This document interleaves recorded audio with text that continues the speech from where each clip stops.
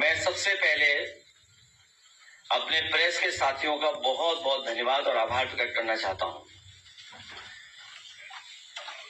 कि कम समय के अंदर आप सब लोगों से मुलाकात हो रही है। पिछली प्रेस कॉन्फ्रेंस में फॉर्म 7 को लेकर के हम लोगों ने कुछ सवाल उठाए थे और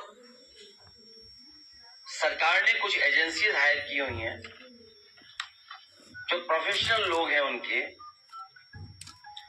दिल्ली, लखनऊ, देश के अन्य जगह पर बैठे हुए हैं और उनके पास पूरा का पूरा डेटा वोटर लिस्ट का है और वोटर लिस्ट के माध्यम से वो आइडेंटिफाई करते हैं और उन बूथों को आइडेंटिफाई करते हैं जिसमें समाजवादी पार्टी चुनाव जीती है।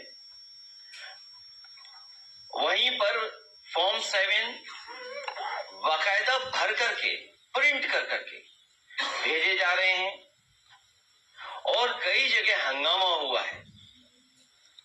कई जगह की जानकारी हमारे प्रेस के माध्यम से, यूट्यूबर्स के माध्यम से और कई बहादुर पत्रकारों के माध्यम से हम लोगों को जानकारी मिली है।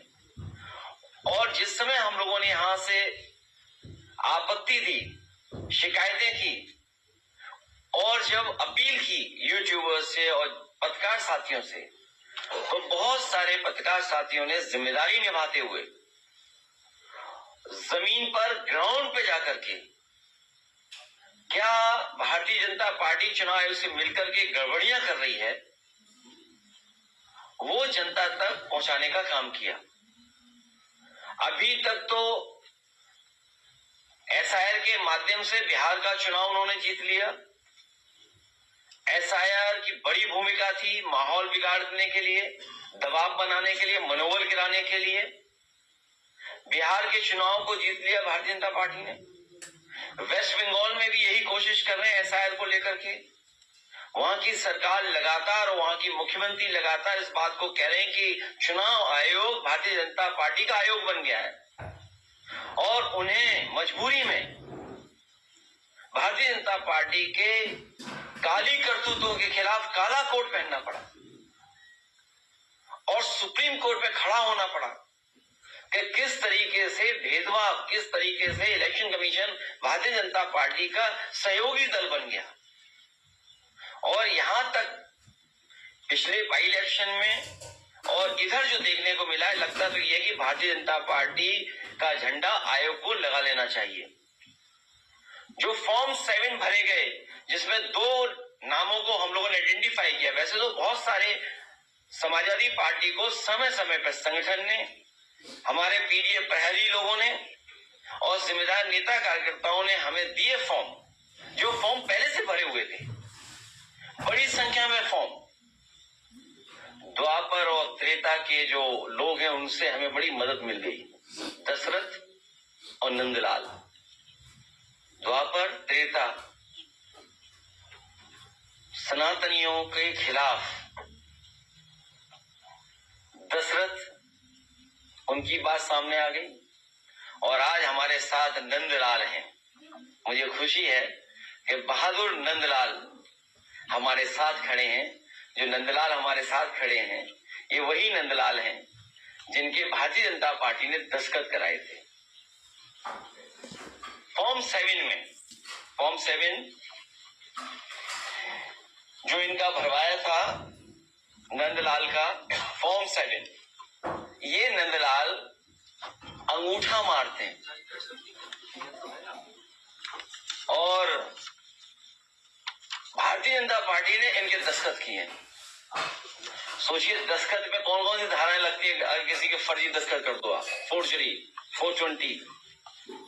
और पहले से चुनाव आयोग के नियम है, धारा 31, धारा 32, 31, 32, 31 भी लागू आई। आदि से खड़े जाओ। ये नंदलाल हैं। मैं अगर नंदलाल से कहूं, क्योंकि मुझे 1 लाख रुपए इनाम देने थे आपको, आप इस प्राइज से वंचित रह गए। आप प्राइज ही नहीं मिला आपको।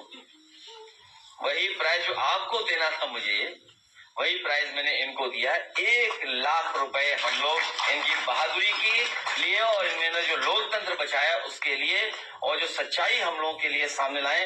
अब भारतीय जनता पार्टी के लोग पीछे पड़े हुए थे इनके। मैं 1 लाख रुपए और इनके मंदिर निर्माण जो कर रही है, ये बहुत ही धार्मिक व्यक्ति हैं, देवी के प्रति इन्हें प्रति बहुत लगाव है। अपने गांव में ही अपने घर पे ही मंदिर का निर्माण कर रहे हैं दुर्गा माता। तो हम समाजवादी लोग इनके मंदिर को बनाने में भी पूरा सहयोग करेंगे, क्योंकि देवी की वजह से ही आज इनमें इतनी बहादुरी साहस आया है और उन्हीं की वजह से आज भारतीय जनता पार्टी पकड़ी गई है बेईमानी करते हुए।